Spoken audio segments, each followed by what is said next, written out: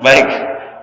Jadi kenapa sih Al-Quran itu dipilah-pilah ayatnya? Dan di dalam ayat, di dalam suratnya dipilah 114 surat, itu temanya beda-beda.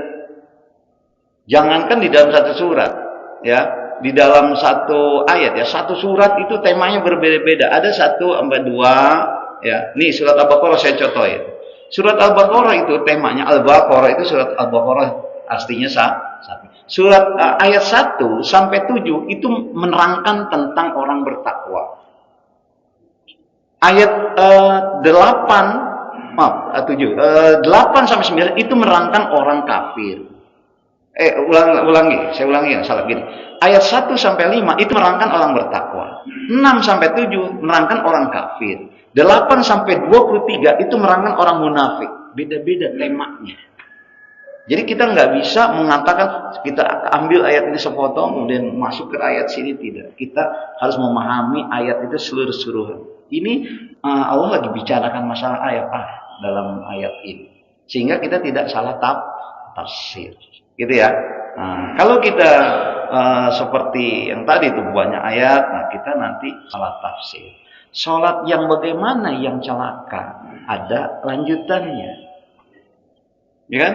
Sholat yang bagaimana yang baik? Kita lihat surah Al-Mu'min ayat 1, 2, dan 3. Jadi kita harus lihat tuh.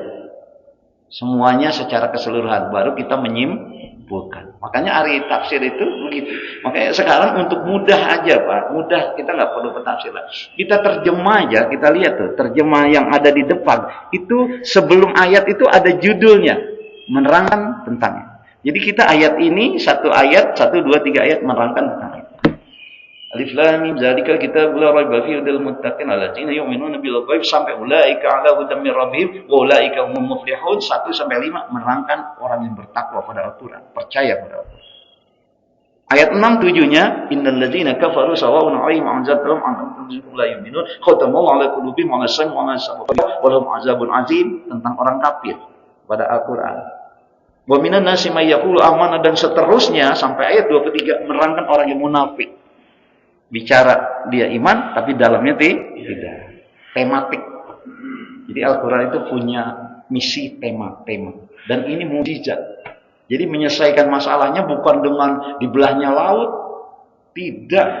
Al-Quran itu menyelesaikannya dengan logika. Makanya Al-Quran itu adalah mukjizat terbesar Rasulullah Shallallahu Alaihi Wasallam. Gitu. Jelas ya?